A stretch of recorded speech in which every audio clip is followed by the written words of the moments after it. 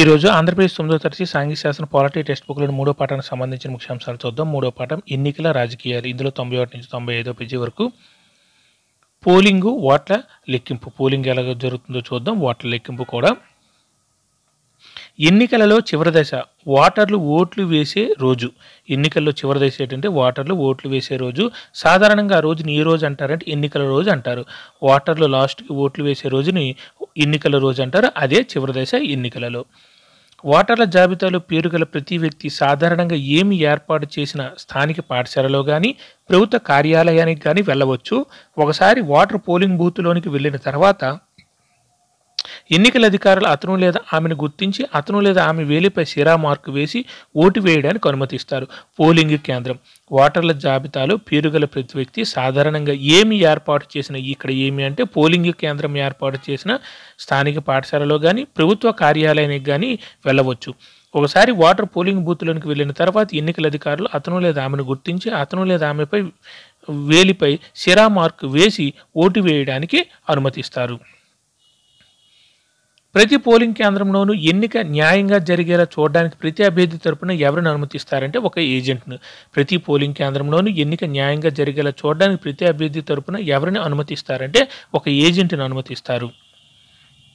ఎన్నికలు మన దేశంలో మితిమీరిన ఖర్చుతో కూడుకున్నవా అని అడుగుతున్నారు. ఎన్నికల నిర్వహణ కోసం భారతదేశంలో పెద్ద మొత్తంలో సొమ్మును ఖర్చు చేస్తున్నారు. ఉదాహరణకు 2014లో లోక్సభ ఎన్నికల నిర్వహణకు ఎన్ని కోట్లను ప్రభుత్వం ఖర్చు చేసిందంటే 3,500 కోట్లు. 2014లో లోక్సభ ఎన్నికల నిర్వహణకు ఎన్ని కోట్లను ప్రభుత్వం ఖర్చు చేసిందంటే 3,500 కోట్లను ప్రభుత్వం ఖర్చు చేసింది. ఓటర్ల జాబితాలోని ప్రతి ఒక్కరికి సుమారు ఎన్ని రూపాయల పైన ఖర్చు చేసినట్లు అంచనా వేసింది? 40 రూపాయల పైన. ఓటర్ల జాబితాలోని ప్రతి ఒక్కరికి సుమారు ఎన్ని రూపాయల పైన ఖర్చు చేసినట్లు అంచనా వేయబడిందంటే 40 రూపాయల పైన. రాజకీయ పార్టీల అభ్యర్థులు ఖర్చు చేసినది మొత్తం ప్రభుత్వం ఖర్చు చేసిన దానికంటే ఎక్కువగా ఉంటుంది. ప్రభుత్వం పార్టీలు అభ్యర్థులు ఖర్చు చేసిన మొత్తం ఎంతంటే 30,000 కోట్లు. ఇలా 2014 లోక్సభ ఎన్నికల్లో ప్రభుత్వము, పార్టీలు, అభ్యర్థులు ఖర్చు చేసిన మొత్తం సొమ్ము ఎంత? 30,000 కోట్లు. అనగా ప్రతి ఒక్కరు ఓటర్ పైన ఖర్చు 500 రూపాయలుగా ఉంది. అనగా ప్రతి ఒక్క ఓటర్ పైన ఖర్చు ఎంతంటే 500 రూపాయలుగా ఉంది. ఎన్నికలు ప్రజలపై భారమనే అభిప్రాయం కొంతమంది వ్యక్తపరుస్తారు. ఇందువలన అనగా భారతదేశం లాంటి పేద దేశంలో ప్రతి 5 ఏళ్లకు ఒకసారి ఎన్నికలు నిర్వహించడం భారంగా ఉంటుంది. ఈ ఖర్చును కొన్ని ఇతర ఖర్చులతో పోలుద్దాం. మన ప్రభుత్వం 2005లో ఫ్రాన్స్ నుండి 6 న్యూక్లియర్ సబ్మెరైన్లు కొనాలని నిర్ణయించింది. ప్రతి సబ్మెరైన్ యొక్క ఖర్చు ఎంతంటే 3,000 కోట్లు. ఎన్నికలు ప్రజలపై భారమనే అభిప్రాయం కొంతమంది వ్యక్తపరుస్తుంటారు. ఇందువలన అనగా భారతదేశం లాంటి పేద దేశంలో ప్రతి 5 ఏళ్లకు ఒకసారి ఎన్నికలు నిర్వహించడం భారంగా ఉంటుంది. ఈ ఖర్చును కొన్ని ఇతర ఖర్చులతో పోలుద్దాం. మన ప్రభుత్వం 2005లో ఫ్రాన్స్ నుండి 6 న్యూక్లియర్ సబ్మెరైన్లు కొనాలని నిర్ణయించింది. ప్రతి సబ్మెరైన్ యొక్క ఖర్చు 3,000 కోట్లు.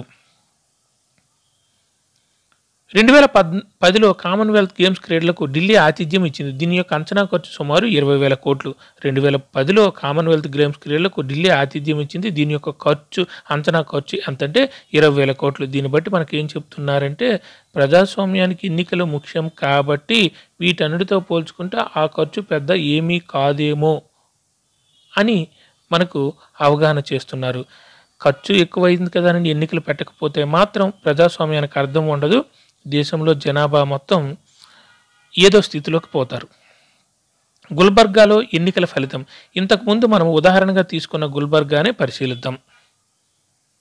ఇందులో ఎన్నికల ఫలితం ఎలా ఉందో చూద్దాం. 2014లో ఈ నియోజకవర్గంలో 8 మంది అభ్యర్థులు పోటీ చేశారు. మొత్తం అర్హులైన ఓటర్ల సంఖ్య 17.21 లక్షల మంది. 2014 లోక్సభలో నియోజకవర్గంలో 8 మంది అభ్యర్థులు పోటీ చేశారు. మొత్తం అర్హులైన ఓటర్ల సంఖ్య ఎంత అంటే 17.21 లక్షల మంది. వీళ్ళు తమ ఓటును ఉపయోగించుకున్న వారు 9.98 లక్షల మంది. కాంగ్రెస్ పార్టీ అభ్యర్థి మల్లికార్జున ఖర్గే ఎన్ని ఓట్లను సాధించారంటే 5.7 లక్షల ఓట్లను. కాంగ్రెస్ పార్టీ అభ్యర్థి మల్లికార్జున ఖర్గే ఎన్ని ఓట్లు సాధించారంటే 5.07 లక్షల ఓట్లను సాధించారు. మొత్తం పోలైన ఓట్లు ఇది ఎంత శాతం అంటే 50.82%. మొత్తం పోలైన ఓటర్ల సంఖ్య 17.21.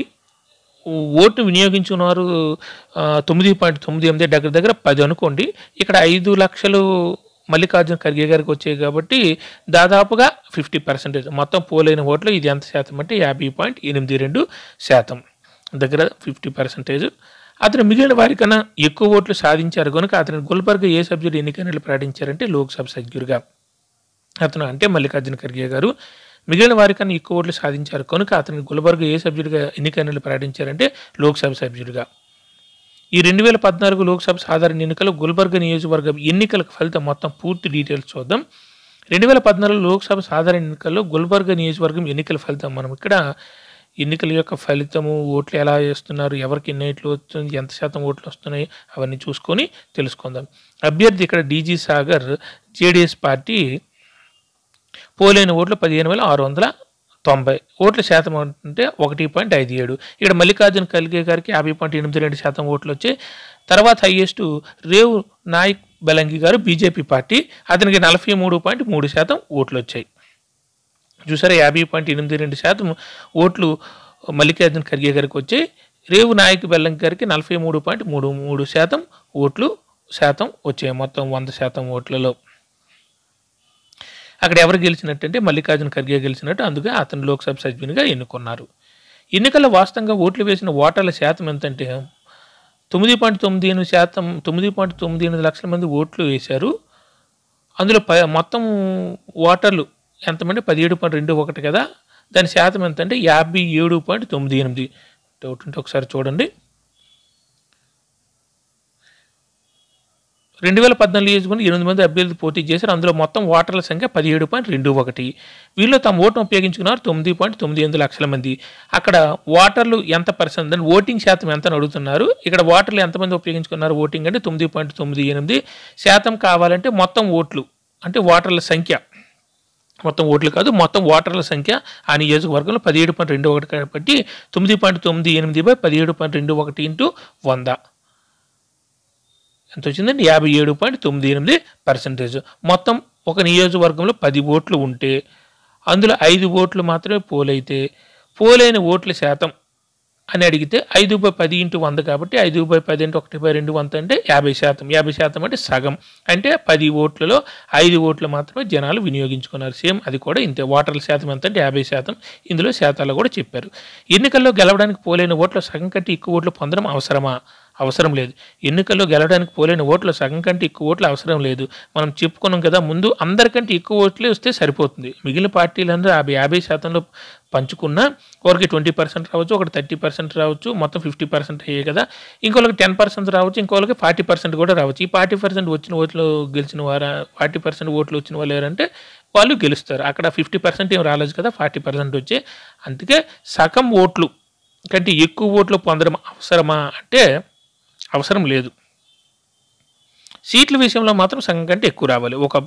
ఒక ప్రభుత్వం అనేది సీట్లు అనేది సగం కంటే అంటే కూటమిలో కానీ సీట్లు కానీ ఏమైనా అంటే సగం కంటే ఎక్కువ రావాలి. ఎక్కువ వస్తే వాళ్ళు గ్రీన్ జోన్లో ఉన్నట్లు లెక్క. అలా కాకుండా అక్కడ కూడా ఏ పార్టీకి అయితే ఎక్కువ ఓట్లు అంటే ఎక్కువ సీట్లు వస్తాయో లేకపోతే ఎక్కువ నియోజకవర్గాలు గెలుస్తాయో అక్కడ కూడా సగం అవసరం లేదు. దానికి ఎగ్జాంపుల్ 4-5 పార్టీలు ఒకే రాష్ట్రంలో లేకపోతే ఒకే నియోజకవర్గంలో 4-5 పార్టీలు లేకపోతే ఒకే రాష్ట్రంలో 4-5 పార్టీలు పోటీ చేస్తే ఒక్కొక్క పార్టీకి 20 సీట్లు 20 సీట్లు 20 సీట్లు వస్తే ఒక పార్టీకి 30 సీట్లు వస్తే ఏమవుతుందంటే 30 సీట్లు వచ్చిన పార్టీ ఏమైనా ప్రభుత్వాన్ని ఏర్పరుస్తుంది. ఇంతకుముందు దేని మీద స్టాంప్ వేయడం ద్వారా ఓటర్లు తాము ఎవరికి ఓటు వేయాలనుకున్నారో తెలియజేసేవారు బ్యాలెట్ పేపర్. ఇంతకుముందు దేని మీద స్టాంప్ వేయడం ద్వారా ఓటర్లు తాము ఎవరికి ఓటు వేయాలనుకున్నారో తెలియజేసేవారు అంటే బ్యాలెట్ పేపర్ మీద. బ్యాలెట్ పేపర్ మీద పోటీ చేస్తున్న అభ్యర్థుల పేరు, పార్టీ పేరు, గుర్తులు ఉంటాయి. ప్రస్తుత రోజుల్లో వేటిని ఓట్లను నమోదు చేయడానికి ఉపయోగిస్తున్నారంటే ఎలక్ట్రానిక్ ఓటింగ్ యంత్రాలను, ఈవీఎం. బ్యాలెట్ పేపర్ మీద పోటీ చేస్తున్న అభ్యర్థుల పేరు, పార్టీ పేరు, గుర్తులు ఉంటాయి. ప్రస్తుత రోజుల్లో వేటిని ఓట్లను నమోదు చేయడానికి ఉపయోగిస్తున్నారంటే ఎలక్ట్రానిక్ ఓటింగ్ యంత్రాలు. ఎలక్ట్రానిక్ ఓటింగ్ యంత్రాలు ఈవీఎంస్ అంటారు. ఈవీఎం అంటే ఎలక్ట్రానిక్ ఓటింగ్ మిషన్, ఈవీఎం అంటే ఎలక్ట్రానిక్ ఓటింగ్ మిషన్. అక్కడ చూడండి బ్యాలెట్ పేపర్ మీద అభ్యర్థుల పేర్లు ఉంటాయి, పార్టీ పేరు ఉంటుంది, గుర్తులు ఉంటుంది. ఈ యంత్రం మీద అంటే ఈవీఎం మిషన్ మీద యంత్రం పైన అభ్యర్థుల పేర్లు, పార్టీ గుర్తులను చూపిస్తుంది. అభ్యర్థుల పేర్లు, పార్టీ గుర్తు ఉంటుంది. స్వతంత్ర అభ్యర్థులు ఎన్నికల సంఘం కేటాయించిన గుర్తులను కలిగి ఉంటారు. ఎవరికి ఓటు వేయాలనుకుంటారో వారి పేరు ఎదురుగా ఉన్న ఏమి నొక్కడమే ఓటర్ చేయాల్సిన పని, అంటే మీట నొక్కడమే. అక్కడ అభ్యర్థి పేరు ఉంటుంది, అభ్యర్థి గుర్తు ఉంటుంది, పక్కన మీట ఉంటుంది. మనకు ఆయనకు ఓటు వేయాలనుకుంటే ఆ మీటను మనం నొక్కాలి ఈవీఎం మిషన్లో.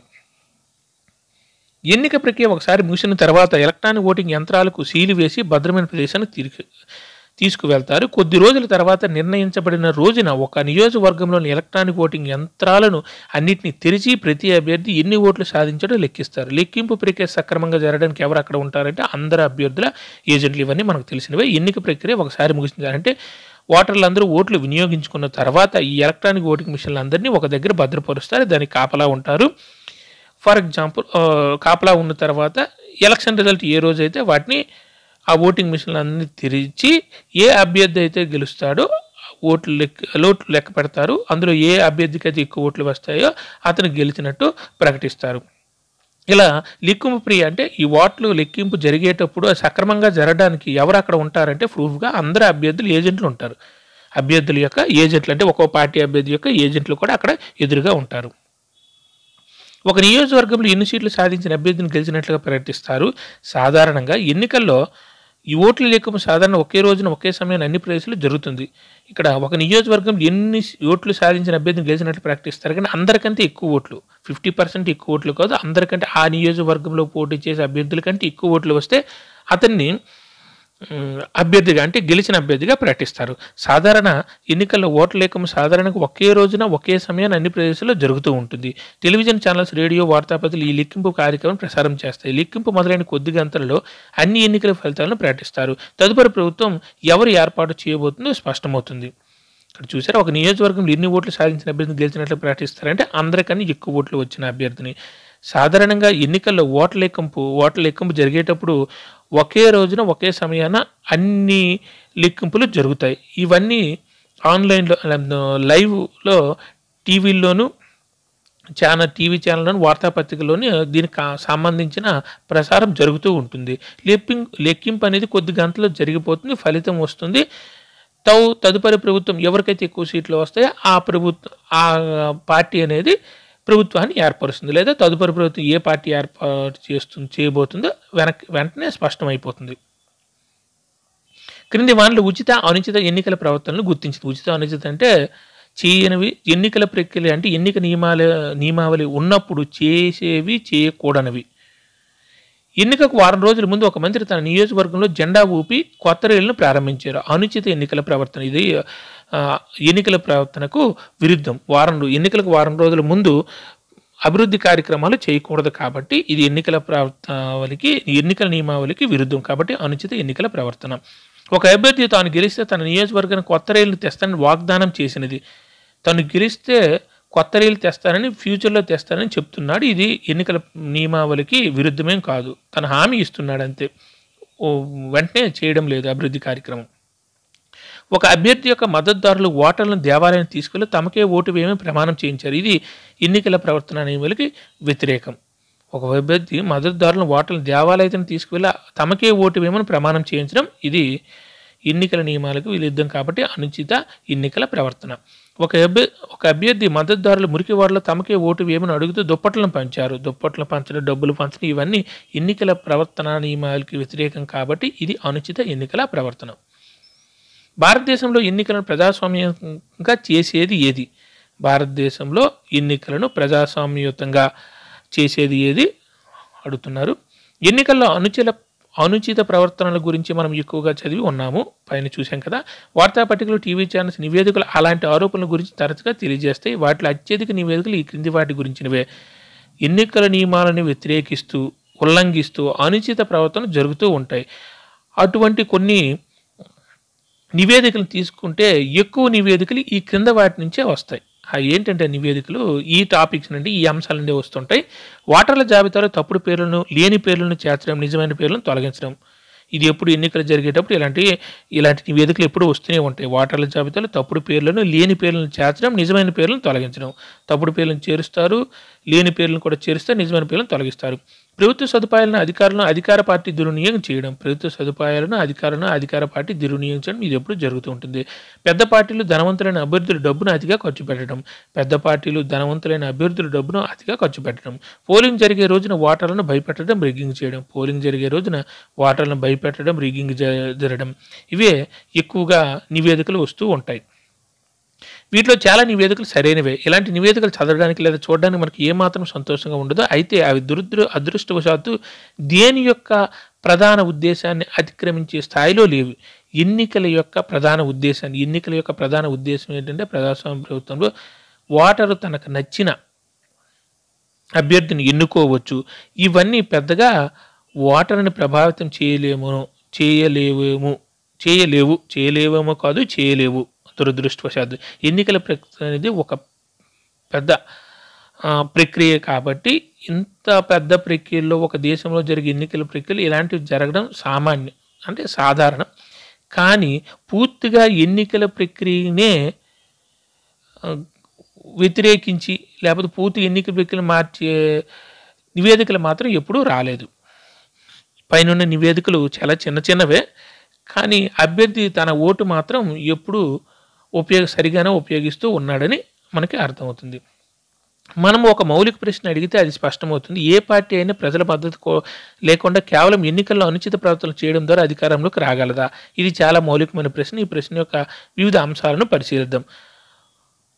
ఇక్కడ ఒక ప్రశ్న అడుగుతున్నారు, ఏ పార్టీ అయినా ప్రజల మద్దతు లేకుండా కేవలం ఎన్నికల్లో అనుచిత ప్రవర్తనలు చేయడం ద్వారా అధికారంలోకి రాగలదా? అనుచిత ప్రవర్తనలు అంటే రిగ్గింగ్ చేయడము, లేకపోతే డబ్బులు పంచడము, లేకపోతే నేను ఇది చేస్తాను చెప్పడం, లేకపోతే వెంటనే చేయడం, ఇలాంటి అనుచిత ప్రవర్తనలు చేయడం ద్వారా ఆ పార్టీ అధికారంలోకి రాగలదా? ఇది చాలా మౌలికమైన ప్రశ్న. ఈ ప్రశ్నకు సంబంధించిన వివిధ అంశాలను పరిశీలిద్దాం. స్వతంత్ర ఎన్నికల సంఘం ఒకటి ఇందులో ఒక అంశం. మన దేశంలో అత్యంత శక్తివంతమైన ఏ సంఘం ఎన్నికలు నిర్వహిస్తుందంటే ఎన్నికల సంఘం. మన దేశంలో స్వతంత్రమైనది అత్యంత శక్తివంతమైనది ఏ సంఘం ఎన్నికలు నిర్వహిస్తుందంటే ఎన్నికల సంఘం. న్యాయ వ్యవస్థ మాదిరిగానే దీనికి స్వతంత్ర ప్రతిపత్తి ఉంది. దాని డిసిషన్స్ అది తీసుకోవచ్చు. ఎటువంటి ఒత్తిళ్లు దానిపైన ఉండవు. ఎన్నికల ప్రధాన అధికారిని ఎవరు నియమిస్తారంటే భారత రాష్ట్రపతి. అయితే ఒకసారి నియమించబడిన తర్వాత అతను రాష్ట్రపతికి కానీ ప్రభుత్వానికి కానీ జవాబుదారీ కాదు. ప్రధాన ఎన్నికల కమిషనరు రాష్ట్రపతి నియమించబడతారు. ఒకసారి ఎన్నికైన తర్వాత అతడు రాష్ట్రపతి చేత నియమించబడిన రాష్ట్రపతికి కానీ ప్రభుత్వానికి కానీ జవాబుదారీ కాదు. అధికారంలో ఉన్న పార్టీ ప్రభుత్వం చెప్పినట్లు ఎన్నికల సంఘం చేయకపోయినా ఎవరిని తొలగించడం పూర్తిగా అసాధ్యం. అంటే ఎన్నికల సంఘం ప్రధాన అధికారిని నియమించే రాష్ట్రపతికి కూడా అధికారం లేదు, అతను తొలగించే అధికారం. కాబట్టి ఇప్పుడు అధికారంలో ఉన్న పార్టీ ఏ పని చెప్తే ఆ పని చేయడానికి అతనికి అవకాశం లేదు. ఎందుకంటే అతనిని భయపెట్టి మేము తొలగిస్తామని భయపెట్టే ఆలోచనలు అంటూ ఆ ప్రభుత్వానికి అవకాశం లేదు. కాబట్టి ఎన్నికల సంఘం ప్రధాన అధికారి పూర్తి స్వతంత్రుడు. ప్రపంచంలో అతి కొద్ది ఎన్నికల సంఘాలకు మాత్రమే భారత ఎన్నికల సంఘం లాంటి విస్తృతమైన అధికారాలు కలవు. ప్రపంచంలోనే ఉన్న ఎన్నికల సంఘాలంటే భారత ఎన్నికల సంఘం లాంటి విస్తృతమైన అధికారాలు కలవు. అవేంటో చూద్దాం. ఎన్నికల సంఘానికి గల విస్తృతమైన అధికారాలు. ఎన్నికల ప్రకటన చేసినప్పటి నుంచి ఫలితాలు ప్రకటించే వరకు ఎన్నికల సంఘం ప్రతి అంశాన్ని నిర్వహిస్తుంది, నియంత్రిస్తుంది. ఎన్నికల ప్రకటన చేసినప్పుడు అంటే ఎలక్షన్ కూడా వచ్చినప్పటి నుంచి ఫలితాలు ప్రకటించే వరకు ఎన్నికల సంఘం ప్రతి అంశాన్ని నిర్వహిస్తుంది. ప్రతి అంశాన్ని అంటే ప్రభుత్వం అప్పుడు ఉన్నా సరే ప్రభుత్వం లేనట్టే అధికారులందరూ ఎలక్షన్ కమిషన్ చేతులకు వచ్చేస్తారు. ఇవన్నీ చూద్దాం. నిర్వహిస్తుంది, నియంత్రిస్తుంది. ఎన్నికల ప్రవర్తన నియమాలను అది అమలు చేస్తుంది. ఏ అభ్యర్థి అయినా లేదా పార్టీ అయినా దానిని అతిక్రమిస్తే శిక్షిస్తుంది కూడా. ఎన్నికల ప్రవర్తన నియమావళి అది అమలు చేస్తుందండి. ఎన్నికల సంఘం అమలు చేస్తుంది. ఏ అభ్యర్థులైనా పార్టీ అయినా దాన్ని అతిక్రమిస్తే మాత్రం శిక్షిస్తుంది ఎన్నికల సంఘం. ఎన్నికల సమయంలో ఎన్నికల సంఘం కొన్ని మార్గదర్శకాలను పాటించాలని ప్రభుత్వాన్ని ఆదేశించవచ్చు. ఎన్నికల్లో తమ గెలుపు అవకాశాలను పెంచుకోవడానికి ప్రభుత్వం యొక్క అధికారం ఉపయోగించకుండా దుర్వినియోగం కాకుండా నివారించవచ్చు లేదా ప్రభుత్వ అధికారులను బదిలీ చేయవచ్చు. ఎన్నికల సంఘానికి ప్రభుత్వ అధికారులను బదిలీ చేసే అధికారం ఉంది. ప్రభుత్వం ఏమైనా తన అధికారాన్ని ఉపయోగించుకోవడానికి దుర్వినియోగం చేస్తే దానిని కూడా ఎన్నికల సంఘం అనేది నివారించవచ్చు.